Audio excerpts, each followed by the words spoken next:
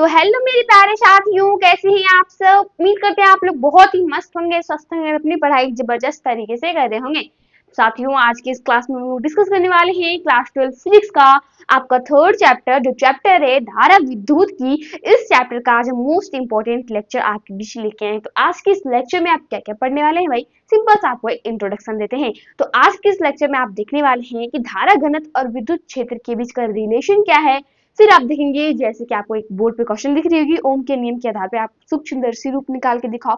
फिर आप देखेंगे भाई कि अनुगमन वेग की सहायता से आप ओम के नियम को प्रूव करके दिखाओ। ठीक है, तो चलिए स्टार्ट करते हैं बिना देर किए हुए। सबसे पहले आप समझिए कि ओम के नियम का सूक्ष्मदर्शी रूप कैसे निकालते हैं। इससे पहले आपको एक चीज जानना जरूरी है, ये जो है ना, ये आपका बहुत ज्यादा इंपॉर्टेंट रहता है। ये आपके लिए ये टॉपिक बहुत ज्यादा इंपॉर्टेंट होता है 2027 एग्जाम के लिए। ठीक है, ये टॉपिक वीवीआई है आपके लिए। ठीक है, तो सिंपल सा मैं इसको क्लियर कराऊंगी, तो आपको ये जो टॉपिक है उसको एकदम पूरा रिवाइज करते चलना है। ओके, अगर इस चैप्टर से पूछेगा तो ये क्वेश्चन देने का थोड़ा ज्यादा चांसेस रहता है। ओके, तो मैंने बोला कि ओम का नियम का सूक्ष्मदर्शी रूप निकाल के दिखाओ। चलिए स्टार्ट करते हैं। हम लोग सिंपल सा जानते हैं कि ओम का नियम जो होता है ना, ओम का नियम इज इक्वल टू भी बराबर होता है मेरा आई इंटू आर, ये फॉर्मूला होता है। या फिर आप लिख सकते हैं भी is equal to R into I, ये दोनों चीजें सही है। ठीक है, तो अब यहाँ पे आपको लिखनी होगी कि जैसा कि हम जानते हैं, अरे भाई हम जानते हैं, यहाँ पे लिखेंगे जैसा कि हम हम जानते हैं तो ही तो यहाँ पे लिख रहे हैं। भी इज इक्वल टू क्या होता है, आई आई, ये बच्चा बच्चा जानता है, ओम का नियम यही होता है।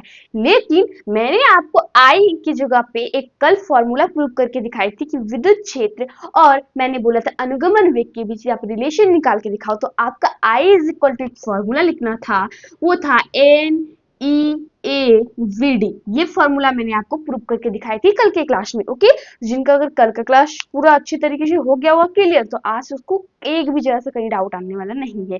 सिंपल सा यही फॉर्मूला जो है, I is equal to N E A we D, यहाँ पे आप लिख दीजिए। ठीक है, जैसे आप यहाँ पे लिखते हैं I is equal to N A E V D, तो यहाँ पे आप लिखेंगे कि परंतु I is equal to N A E V D. ठीक है, ये फॉर्मूला आपने पढ़ रखी है। तो अब आपको नहीं लगता है कि यहाँ पे आई है भाई, यहाँ पे भी आई है, आई का मान दे रखा है, यहाँ पुट कर दे, होगा ना ऐसा। तो आप क्या कीजिए, यहाँ पे पुट कर दीजिए भी इज इक्वल टू, यहाँ पे जैसे पुट करते हैं एन ए ई, ये रहा आपका वी डी इंटू आर, निकल के आ जाता है। अब आपने V D is equal to, जब मैंने आपको अनुगमन वेग पढ़ाई थी, वी डी जो होता है वो तो अनुगमन वेग ही होता है ना। देखिए ये सारी चीजें ना पिछले क्लास के रिलेटेड है। अगर आपका सारा चीजें पिछले क्लास तक आपको कंप्लीट है, सारा चीजें आपको पूरा रिवीजन एकदम तगड़ा वाला है भाई, तो आपको ना इधर कहीं भी डाउट नहीं आएगा, एक जरा सा भी नहीं। डाउट किस में आता है, जो चीजें आप नहीं पढ़े रहते हैं, और जो चीजें नहीं पढ़े रहते हैं अगर वहां पे यूज होता है, फिर आप उसका समझने में ज्यादा प्रॉब्लम होने लगता है। अरे भाई यहाँ पे ये फॉर्मूला कहाँ से है, खुद मेरे साथ भी ऐसा ही हुआ है भाई। मैंने 2026 में खुद पास आउट किया 12, तो मुझे खुद पता रहेगा ना कि कैसे हुआ है फिर नहीं हुआ। तो मुझे खुद फील हुआ है ऐसा कि डाउट किस जगह आना चाहिए, किस जगह नहीं आना चाहिए। तो आपको इसलिए डाउट आएगा, जिस जगह आप नहीं पढ़े होंगे, जिस जगह आप नहीं रिविजन किए होंगे, उस जगह आपको जरूर डाउट होगा। लेकिन आपको डाउट यहाँ पे नहीं लेनी है। वीडी इज इक्वल टू, मैंने एक फॉर्मूला बताई थी आपको, तो यहाँ पे आप लिखेंगे कि चूंकि वीडी बराबर एक फॉर्मूला निकल के आता है, वीडी की जगह पे आप यहाँ पे लिखेंगे कि ई टाउ एम और इंटू ई। ये फॉर्मूला मैंने आपको अनुगमन में जब क्लियर करा रही थी ये टॉपिक, तब मैंने आपको पढ़ा दी थी। ठीक है, ये फॉर्मूला कैसे आया, अगर आपको दिक्कत हो रही हो तब आप जाके वो वीडियो देख लें शुरू से, अगर स्टार्टिंग से आप सारी चीजें देख के रखिए, आपको कहीं भी कोई भी एक जरा सा भी डाउट नहीं आएगा। ठीक है, तो यहाँ पे सिंपल सा ये फॉर्मूला निकलता है भाई। तो एक काम करते हैं कि ये जो N A E V D है, वी डी की जगह पे सबसे पहले ये मान रख लेते हैं। तो आप जैसे यहाँ पे इस मान को रखते हैं, तो यहाँ पे आपका आता है एन ए ई, वीडी की जगह पे ई टाउ एम और इनटू ई निकल के आता है। पूरा ये जो आई की जगह पे इतना सारा मान है, ये मान को आप यहाँ पे रख दीजिए। जैसे ही रखते हैं तो भी इज इक्वल टू क्या आ जाता है, एन ए ई मल्टीप्लाई होकर क्या हो जाएगा, ई स्क्वायर टाउ बाय आपका एम और इनटू ई, और इधर क्या है भाई, आर है, ये रहा आपका आर। ठीक है, यहाँ तक आपको सारी चीजें क्लियर हो गई। अब सिंपल सा E इज इक्वल टू आप लिखेंगे, E इज इक्वल टू यहाँ पे वी वाई एल होता है। अब अगर सोच रहे होंगे ये वी वाई एल कैसे आया, चलिए मैं आपको क्लियर कराती हूँ। तो मैंने आपको बताई थी कि जब चालक के सिरों के मध्य आप विभवांतर आरोपित करते हैं तो इसका विद्युत क्षेत्र E बराबर यहाँ पे वी वाई एल हो जाता है।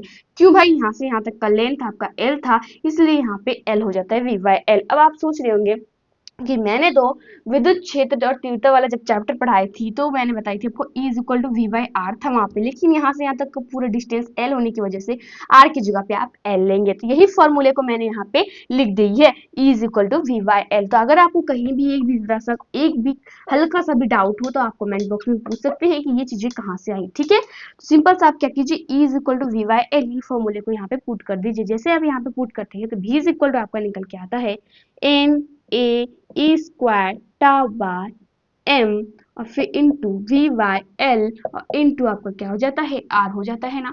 अब ये v से आप v को कटा दीजिए भाई, कट जाएगा, दोनों इक्वल टू के बगल में है, एक इक्वल टू के इधर है भाई और एक इक्वल टू के इधर है, तो ये दोनों चीजें पॉजिटिव में तो कट जाएगी, ठीक है।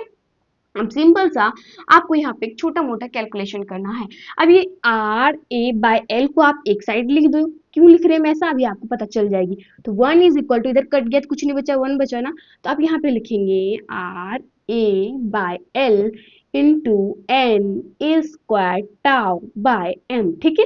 तो R A by L is equal to आपने एक फॉर्मूला पढ़ा होगा, वो चीजें होती है यहाँ पे प्रतिरोधकता का, जिसको हम लोग डिनोट किस चीज से करते हैं, जिसको हम लोग डिनोट करते हैं यहाँ पे रो से। मैंने आपको बताई थी कल के क्लास में, रो से प्रतिरोधकता को डिनोट किया जाता है। और हाँ, शुरू से लेके पूरे वीडियो वॉच किए मेरे तो आपको एक भी जरा सा कहीं भी डाउट नहीं आएगा, क्योंकि बेस से ही आपका ये पूरा बना हुआ है। बेसिक आपका स्ट्रॉन्ग है, उधर का चैप्टर वन, लेक्चर वन है, lecture to, lecture three, lecture four, की सारे चारों लेक्चर, पांचों लेक्चर आपका कंप्लीट है। तो आज के इस लेक्चर में आपको कहीं भी एक भी जरा सा डाउट नहीं आएगा, क्योंकि आप देख रहे होंगे ये सारा जो फॉर्मूला सब है, ये सारे फॉर्मूले मेरे पिछले लेक्चर सब में ही से यूज हो रहा है, ठीक है। तो अगर आपने पढ़ रखा है सारे क्लासेस को पिछले लेक्चर में, तो आपको एक भी जरा सा कहीं भी दिक्कत नहीं आएगी। तो अगर आपने नहीं पढ़ा हो, सबसे पहले आप पिछले लेक्चर को देखते चले, शुरू से लेके स्टार्टिंग से लेके, फिर आपको इधर ये सब क्या सिंपल सा सारी चीजों को प्रूव कर सकते हैं। जैसे अभी आपको दिक्कत हुआ होगी आर ए बाई एल, जिसको नहीं हुआ होगा वो तो बहुत अच्छे हैं भाई, उनका सब कुछ क्लियर है, और जिनको हुआ होगा तो मैं उनके लिए बोलना चाहूंगी कि अगर आपको ये R A by L formula इतना छोटा सा फॉर्मूला है भाई, ये प्रतिरोधकता का फॉर्मूला है, ये फॉर्मूला नहीं पता है तो फिर आपने वीडियो वॉच नहीं किया है, इसलिए ना आपको कंफ्यूजन होता है हर एक जगह पे। इसलिए मैं बोलती हूँ हर बार कि अगर आप स्टार्टिंग से सारे वीडियो को वॉच किए हैं तो आपको एक भी जरा सा कहीं पे कोई दिक्कत नहीं आएगी। तो सिंपल सा मैं बोलना चाहूंगी आर ए बाई एल जो है, ये यहाँ पे आर ए बाई एल, उसकी जगह पे मैंने फॉर्मूला पढ़ी है, वो फॉर्मूला होता है रो का, होता है ना। तो आप सिंपल सा one is equal to rho into N A square tau by M कर दीजिए। अब ये जो रो है, जैसे इसको बाय के नीचे के लेके जाते हैं तो वन बाय रो हो जाता है, और N E square tau by M. अब मैंने बताया थी वन बाय रो जो वो होता है आपका चालकता का एक फॉर्मूला होता है। वन बाय रो मैंने आपको बताई थी चालकता का एक फॉर्मूला होता है, जिसको डिनोट किया जाता है सिग्मा से। तो आप यहाँ पे लिखेंगे कि परंतु परंतु यहाँ पे आपको लिखना होगा one by rho is equal to sigma होता है, ये चीजें आपको लिख के दिखानी होगी। तो यहाँ पे जैसे आप ये चीजें करके दिखाते हैं, फिर डायरेक्ट यहाँ पे आप लिख दीजिए sigma is equal to N E square tau by M. तो निकल के आ गया ये आपका ओम के नियम का सूक्ष्मदर्शी रूप। फॉर्मूला निकालना बड़ा इजी है, बस आपको यहाँ पे कॉन्सेप्ट पता होना चाहिए, स्टार्टिंग से सारे बेस आपका मजबूत होना चाहिए। बस मैं तो आपको इतना ही बोलना चाहूंगी कि अगर आपको ये ओम का नियम पता है, आई की जगह पे एन ए वी डी, देखिए हर जगह ना आपको फॉर्मूला ही नजर आ रहा होगा, हर एक जगह हर एक स्टेप में भाई यहाँ भी फॉर्मूला, मतलब हर एक जगह पे, यहाँ पे आप चुटकी दे देंगे, हर एक जगह पे आपका फॉर्मूला देख रहे होंगे आप किस तरह से सब जगह यूज होता है, ठीक है। तो फॉर्मूला का बहुत ज्यादा यूज होता है, अगर आप कोई भी डेरिवेशन, कोई भी छोटा सा भी डेरिवेशन प्रूव करते हैं तो आप देख सकते हैं खुद ही भाई कितना ज्यादा यूज हुआ है। तो अगर आपको ये सारी चीजें क्लियर हो गई होगी तो फटाफट यहाँ से यहाँ तक सारी चीजों को नोट कर लीजिए, फिर मैं आपको ले चलती हूँ अगले टॉपिक की ओर। ओके, अब मैं इन सारी चीजों को क्लीन कर देती हूँ भाई, और यहाँ पे धारा घनत्व और अनुगमन वेग के मध्य संबंध को लिखते हैं। तो धारा घनत्व और अनुगमन वेग के मध्य संबंध, वो टॉपिक भी आपका इंपॉर्टेंट है, इसलिए मैं वीवीआई 2027 को नहीं हटाऊंगी। ओके, चलिए लिखते हैं यहाँ पे भाई धारा घनत्व और अनुगमन वेग का मध्य संबंध कैसे निकाला जाता है। बड़ा इजी है, सारे बस आपको फॉर्मूला याद होनी चाहिए स्टार्टिंग से, उसके बाद ये सारे चीजें तो आप चुटकी बजा के उड़ा सकते हैं, ठीक है।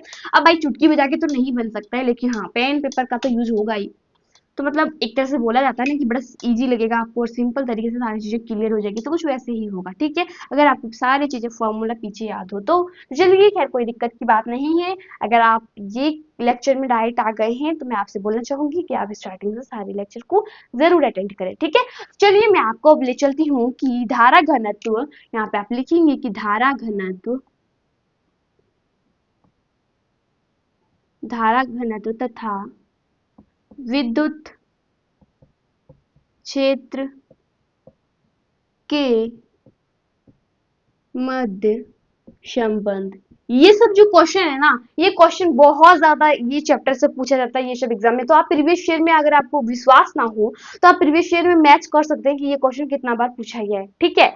तो फिर मैं तो बस इतना बोलना चाहूंगी कि मैं जो बोल रही हूँ ना कि ये 2027 2026 इससे में इंपॉर्टेंट है भाई, तो आप जरूर उसको एक बार रिवाइज करके जाइए। अरे भाई मिल रहा है, जो चीज ऑफर मिल रही है तो उसको करने में क्या जाता है। यही अगर आपको एग्जाम के लास्ट में कोई बोलेगा ना कि जस्ट लगभग 2 या फिर 3 दिन पहले कि एग्जाम में 100% यही आएगा, तो वो स्टूडेंट वीडियो देखेगा, उसको लिखेगा भाई, और फिर हो सकता है वो चीट पेपर फाड़ के लेके जाएगा और ये सारी चीजें करके जाएगा, ठीक है। लेकिन स्टार्टिंग से अगर 2 महीना पहले उसको वही वीडियो मिलेगा ना तो वो बच्चा नहीं पढ़ना चाहेगा। ऐसा पता नहीं क्यों होता है आप लोग के अंदर। हम तो इतना ही बोलना चाहेंगे कि आप लोग ऐसा मत कीजिए भाई, शुरू से स्टार्टिंग से कीजिए। जो स्टूडेंट साल भर मेहनत करके नहीं पाया करने के लिए, तो वो स्टूडेंट 2 दिन में क्या कर सकता है। वो फिजिक्स और केमिस्ट्री और मैथ्स को तो नहीं ही हिला सकता है। हम मानते हैं इंग्लिश और हिंदी को आप कर सकते हैं, लेकिन फिजिक्स केमिस्ट्री मैथ को नहीं कर सकते। जिनका रिवीजन रहेगा, जो 6 महीना और साल भर पढ़े हैं भाई रगड़ के ना, तो उनका ही लास्ट का 2 दिन उनके लिए बेटर होता है। ये नहीं कि आप साल भर कुछ नहीं पढ़े हैं। तो ये नहीं, मैं आपको ही बोल रही हूँ, जो स्टूडेंट्स नहीं पढ़ रहे हैं उन्हें मैं उनके लिए बोलना चाहूंगी ये सब, कि अगर उनको लगता है कि हम 2 दिन में ये चीजें कर सकते हैं, तो फिर आप एग्जाम हॉल में बैठ के एक बार चले जाइए और बैठ के दिखा दीजिए। बिना सीट पेपर निकाले, बिना इधर उधर किए आप नहीं लिख सकते हैं कुछ भी, क्योंकि ये 10th नहीं है, ये 12th है। आपको पता ही चल जाएगी। आप चलिए, तो आ तो गए हैं, अब कुछ दिन में आपका एग्जाम भी है, तो आप देख ही लेंगे एग्जाम में कि कैसा होता है माहौल वहाँ का। एक बैंडल आपको थमा देगी कॉपी का, प्लस में साइड में आपको एक क्वेश्चन दे देगा, क्वेश्चन प्लस बैंडल भी अलग अलग बोलेगा लिखो। अब आपको समझ में नहीं आएगा स्टार्टिंग कहाँ से करें। जो स्टूडेंट्स नहीं पढ़े रहेंगे उनके लिए बोल रही हूँ कि स्टार्टिंग कहाँ से करें, ये चीजें उनको समझ में ही नहीं आएगी। और जो स्टूडेंट्स पढ़े हैं भाई, उनको तो एकदम कॉपी को इस तरह लिखेंगे ना, कॉपी भी सोचिएगा कि बाप रे बाप, बच्चा कैसे लिख के आया, कैसे पढ़ के आया है भाई, इतना लिख रहा है लिख रहा है लिख रहा है, कॉपी का दम घुटने लगेगा, ठीक है। जो स्टूडेंट्स पढ़ के जाएंगे, और जो स्टूडेंट्स नहीं पढ़ के जाएंगे तो उनको बैंडल देख के, इतना मोटा पेज देख के, 24 से 25 पेज का रहता है, तो वो बैंडल देखेंगे और वो क्वेश्चन अलग देखेंगे ना, उनका दिमाग ही घुरने लगेगा। जैसे हमने 10th में पढ़ा, वो ऊपर में क्वेश्चन लिखा रहता था, नीचे गैपिंग रहता था, इतना में आप आंसर दो, ऐसा नहीं होता 12th में। आप एक बार जाके तो देखो, एक बार दो एग्जाम। इसलिए मैं आपको पहले से ही बोलना चाहूंगी कि आप अभी से ही, अभी भी टाइम है आपके पास, तो आप अभी से भी आप अपने माइंड को रिकॉल कीजिए और जो भी चीजें पहले पढ़े हैं उसको रिवाइज कीजिए, और अभी से स्टार्टिंग से सारी चीजों को पढ़ते चलिए। खैर ये सब बातें तो होती रहेगी। चलिए मैं आपको लेकर चलती हूँ ये टॉपिक की, और ये टॉपिक है आपका धारा घनत्व तथा विद्युत क्षेत्र के मध्य आप रिलेशन निकाल के दिखाओ, इनके संबंध निकाल के दिखाओ। तो मैंने आपको बताई थी एक फॉर्मूला, वो फॉर्मूला आपका क्या था भाई, एक फॉर्मूला निकल के आया था, I is equal to N E A we D, ठीक है। ये किसके बीच निकला था, अनुगमन वेग और विद्युत क्षेत्र के बीच का रिलेशन निकला था। तो यहाँ पे आप वही फॉर्मूले को लिख देंगे, यहाँ पे आप लिख, अब जैसा कि हम जानते हैं, क्या जानते हैं भाई, I is equal to N E A we D होता है, ठीक है। ये बच्चा बच्चा जानता है भाई। तो अब सिंपल सा आप यहाँ से क्या कीजिए, ये जो I है ना, ये A को इसके नीचे लेके चले जाइए, I बाय A हो जाएगा, और इज इक्वल टू यहाँ पे क्या हो जाएगा, N E A we D हो जाएगी, ठीक है। अब आपने V D is equal to एक फॉर्मूला पढ़ा है भाई, यहाँ पे आपको लिखनी होगी, परंतु ये जो मैंने यहाँ पे किया आपको भी पता चल जाएगी क्यों किया ऐसा। देखिए यहाँ पे जो वी डी है, यहाँ पे आप लिखेंगे V D is equal to, एक फॉर्मूला होता है E tau by M into E, ठीक है। ये फॉर्मूला आपने, मैंने पिछली बार जो ये करके दिखाई थी आपको, तो उसमें भी आपको वहां पे लिखना था, एक डेरिवेशन जब मैं प्रूव की थी, ये फॉर्मूला का वहां पे यूज हुआ था, ठीक है। तो वही फॉर्मूला यहाँ पे भी यूज हो रहा है।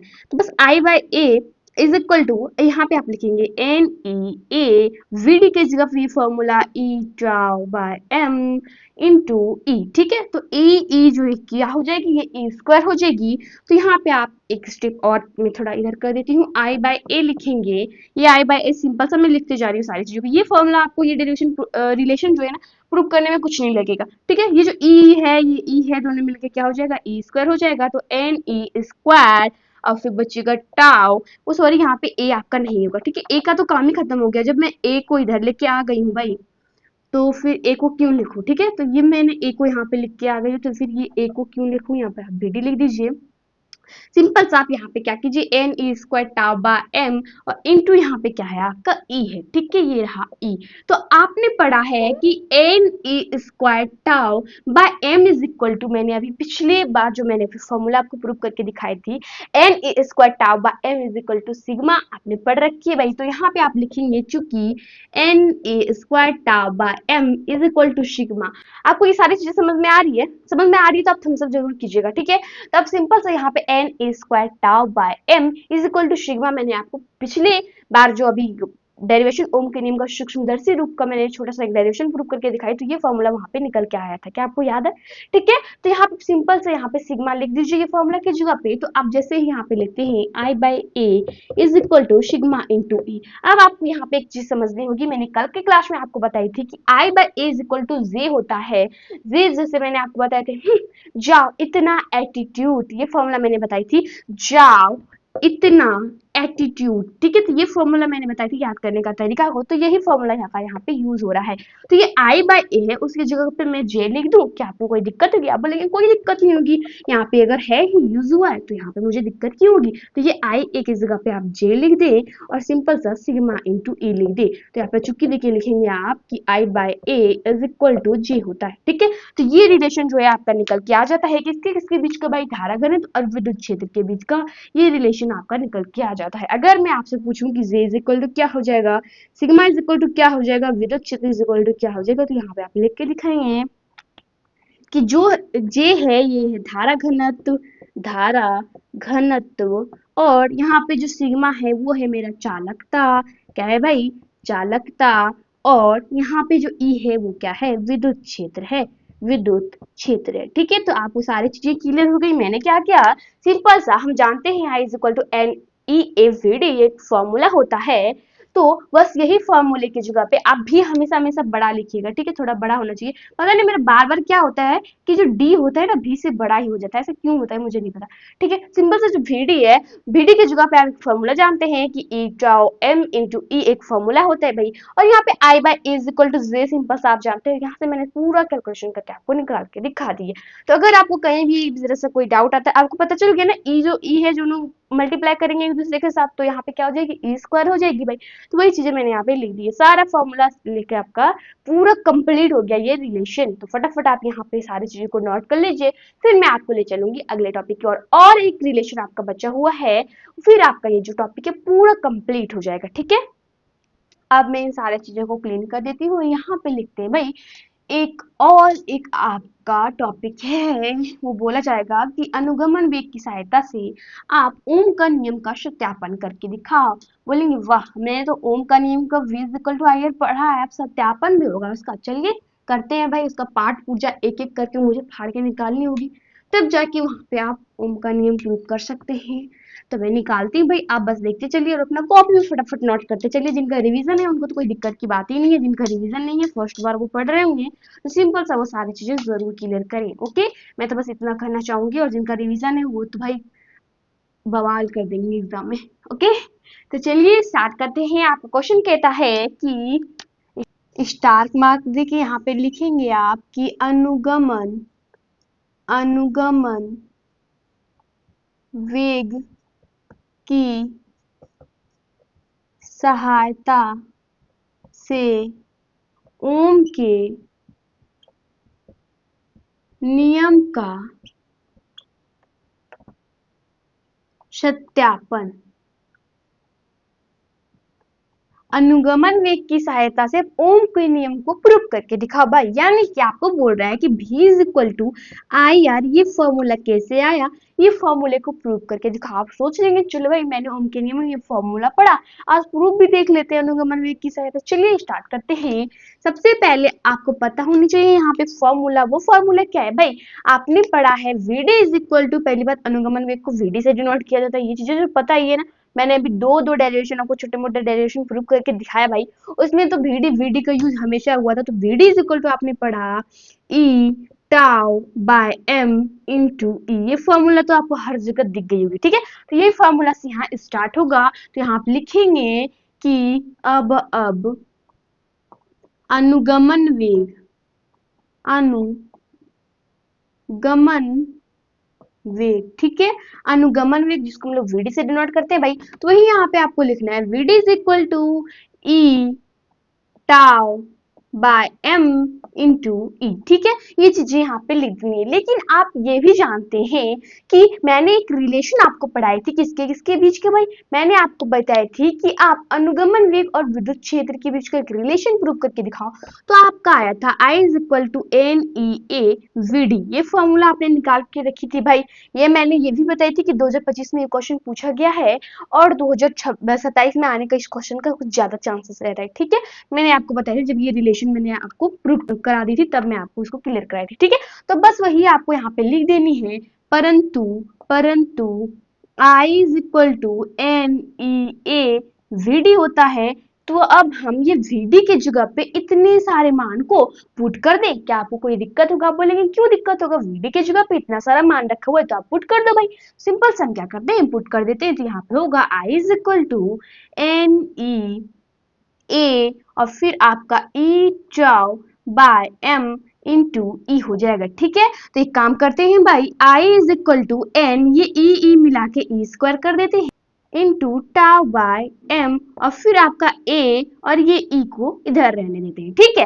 अब आपने एक फॉर्मूला पढ़ा होगा n square tau by m, ये जो होता है ये आपका चालकता मैंने अभी प्रूफ कराई थी। सिग्मा इज इक्वल टू आपका निकल के आया था N E square tau by M, ठीक है। ये चीजें मैंने आपको प्रूफ करके दिखाई थी, ओके। और यही जो फॉर्मूला है, इतने की जगह पे अगर मैं सिग्मा लिख दूं तो क्या आपको कोई दिक्कत होगा? बोलेंगे कोई दिक्कत नहीं होगा। लेकिन ये जो सिग्मा होता है ना, वो प्रतिरोधकता का व्युत्क्रम होता है, यानी कि प्रतिरोधकता को हम लोग रो से डिनोट करते हैं और जैसे ही इसका व्युत्क्रम कर देते हैं यानी कि 1/रो कर देते हैं तो आपका क्या हो जाता है, ये आपका चालकता कहलाता। तो क्या हम ये चालकता के जगह पे 1/रो लिख सकते हैं? आप बोलेंगे बिल्कुल लिख सकते हैं, क्योंकि ये प्रतिरोधकता का ही तो व्युत्क्रम चालकता कहलाता है। तो एक काम कीजिए, आप व्युत्क्रम को लिख दीजिए। तो लिखते हैं भाई, ऐसे क्यों कर रहे हैं आपको भी पता चलेगा, क्योंकि एक फॉर्मूला आएगा उस जगह से आपका v is equal to I into R, ये फॉर्मूला प्रूव होकर निकल जाएगा, ठीक है। इसलिए आपको इसका प्रोसेसिंग करना पड़ रहा है। सिंपल सा मैं इसको क्लीन कर देती हूँ भाई।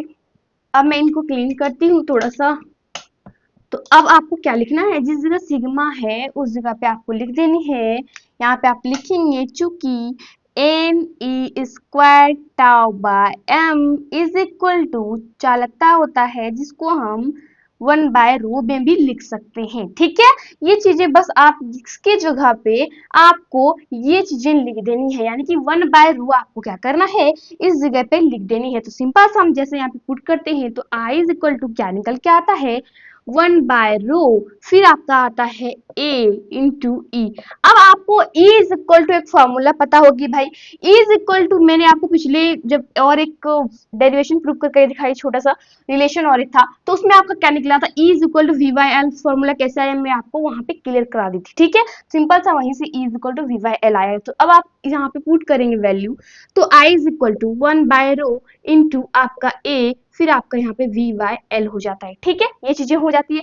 सिंपल सा नीचे नीचे वाला को ऊपर ऊपर वाला को मल्टीप्लाई कीजिए, तो जैसे मल्टीप्लाई करते हैं तो आपका ए भी और फिर रो एल निकल के आ जाता है, ठीक है। अब आपको नहीं लगता है कि हम यहाँ पे क्रॉस मल्टीप्लीकेशन कर दें भाई एक दूसरे को, ठीक है। जैसे आप यहाँ पे क्रॉस मल्टीप्लीकेशन करते हैं एक दूसरे को तो आपका आई, ये रहा आई भाई और ये रहा रो और ये रहा एल इज इक्वल टू आपका क्या निकलता है, ए भी निकलता है, ठीक है। तो अगर मैं आपको बोलूं कि यहाँ से आप भी का मान निकालो, तो अगर मैं आपको बोलूं कि यहाँ से आप भी का मान निकालो तो ये जो a है ये इसके बाय में चले जाएगा, यानी कि इसके नीचे बाय a हो जाएगा। इस तरह आपको कुछ दिखेगी, तो आपको ऐसे नहीं लिखना है, एक अगले स्टेप की ओर जाना है आपको और यहाँ पे आपको लिखना है कि v is equal to I into rho L by A, ठीक है। यही चीजें आपको यहाँ पे कर देनी है। कैसे ए आया इसके नीचे पता चल गई भाई आपको, क्योंकि भी का मान निकालना था। अब आपको यहाँ पे rho into L by A is equal to एक फॉर्मूला होता है, वो फॉर्मूला यहाँ पे कहलाता है आर, ठीक है। आप लोग सोच रहे हो कि नहीं आप ये गलत बता रहे हैं भाई, मैंने पढ़ी है कि आर ए बाय एल ये इज इक्वल टू मेरा यहाँ पे आपका रो हो जाता है, तो फिर आप ये फॉर्मूला को ऐसे कैसे लिख दिए भाई, क्या बोल रहे हैं आप, प्रतिरोधकता कैसे लिखेंगे? चलिए मैं आपको समझाती हूँ। अगर मैं आपको बोलूं कि आप यहाँ से ना मुझे ये R का मान निकाल के दिखाओ, तो आप कैसे करेंगे भाई? सिंपल से यही फॉर्मूले से आपको भी पता चल जाएगी कि कैसे आया वो ये फॉर्मूला, ठीक है। रो एल बाई ए, तो आर ए और नीचे क्या है भाई एल, ये चीजें आपने पढ़ के रखी भाई। तो फिर आपको सिंपल से यहाँ पे जैसे मल्टीप्लाई करते हैं इन दोनों को, तो क्या आ जाता है रो एल, फिर सिंपल सा क्रॉस मल्टीप्लिकेशन जैसे करेंगे इन दोनों को, तो आपका क्या हो जाएगा रो एल, रो इंटू एल, फिर आपका क्या हो जाता है इज इक्वल टू आपका क्या हो जाता है आर ए। तो अगर मैं यहाँ से बोलूँ आर का मान निकाल लो भाई, तो ये आपका रो एल बाय ए चीजें निकल के आ जाती है, ए जो है इसके बाय के नीचे चली जाएगी। तो क्या आप देख सकते हैं कि रो एल बाय ए और यहाँ भी rho L by A is equal to आपका क्या निकला, ये आर का मान निकला इज इक्वल टू आर। तो आप देख लिए कि आर यहाँ पे मैंने कैसे लिखा भाई। यहाँ पे आप अगर आपको क्लियर नहीं होगा तो फिर से समझिए, ये जो फॉर्मूला है ना, ये फॉर्मूला में यहाँ पे कहाँ से लाएंगे आपको पता है, ये फॉर्मूला प्रतिरोधकता का होता है, ठीक है। प्रतिरोधकता का ये फॉर्मूला होता है जिसको हम रो से डिनोट करते हैं भाई। तो रो से मैं क्या की यहाँ से प्रतिरोध का यानी कि रेजिस्टेंस जो है आर का मान निकाले सिंपल सा क्रॉस मल्टीप्लिकेशन करके, तो यहाँ पे मेरा निकला रो एल बाय ए, ठीक है। तो उसकी जगह पे मेरा आर आता है, तो वही चीज मैं यहाँ पे लिख दूंगी। तो मुझे इधर क्लीन करना पड़ेगा भाई, तो थोड़ा सा मैं इधर क्लीन कर देती हूँ। सिंपल सा इधर मैं यहाँ पे थोड़ा क्लीन करूंगी क्योंकि इधर थोड़ा लिखना पड़ेगा मुझे, ओके। तो एक काम करते हैं, यहाँ पे लिखते हैं भाई। तो यहाँ पे आप लिखेंगे कि चूंकि ये जो रो एल बाय ए होता है इज इक्वल टू आर होता है, इसीलिए v is equal to I R होगा। तो पता चल गया आपको कैसे यहाँ पे ये फॉर्मूला प्रूव होके आया भाई। सिंपल सा आप देख सकते हैं कि v is equal to I R, आपका ये फॉर्मूला प्रूव होके निकल गया। तो आपने क्या किया, सिंपल सा अनुगमन वेग हम जानते हैं V D is equal to eta by M into E होता है, परंतु ये भी जानते हैं कि N E A we D is equal to I होता है। सिंपल सा वी डी की जगह पे मैंने यहाँ पे ये मान पुट कर दिया, मान पुट करने की वजह से ई और ई को गुना करके ई स्क्वायर कर दिया, और tau by M is equal to इतना जानते हैं सिग्मा होता है। सिग्मा जो होता है वो प्रतिरोधकता का व्युत्क्रम यानी कि चालकता कहलाता है। तो एक काम करते हैं, प्रतिरोधकता का व्युत्क्रम ही लिख देते हैं यहाँ पे। वन बाय रो मैंने क्यों लिखा, ताकि ये फॉर्मूला यहाँ पे आ सके, ठीक है। क्लियर हो गया यहाँ तक सारी चीजें आपको बस। और यहाँ पे सिंपल सा वन बाय रो करके और ए इंटू ई ले दिया, ई इज इक्वल टू मुझे पता है वी बाय एल होता है, यहाँ पे भी पुट कर दी। क्रॉस मल्टीप्लिकेशन करने के बाद मेरा यहाँ पे फॉर्मूला प्रूव होके निकल के आ गया। तो इसको मैं क्लीन कर देती हूँ भाई, तो एग्जामिनर बोलेगा इसको गुना करने नहीं आता है अभी तक, ठीक है। तो सिंपल सा आप यहाँ से यहाँ तक प्रूव करके दिखा दीजिए, आपको एग्जामिनर 3 मार्क्स दे देगा, ठीक है। क्योंकि ये क्वेश्चन जो है 3 मार्क्स में आने का ज्यादा चांसेस रहती है इस चैप्टर से, ओके। तो आज की क्लास कैसा लगा आप ये कमेंट बॉक्स में बताइए। मिलते हैं ऐसे ही मजेदार और धमाकेदार क्लास के साथ, तब तक के लिए बाय बाय, टेक केयर।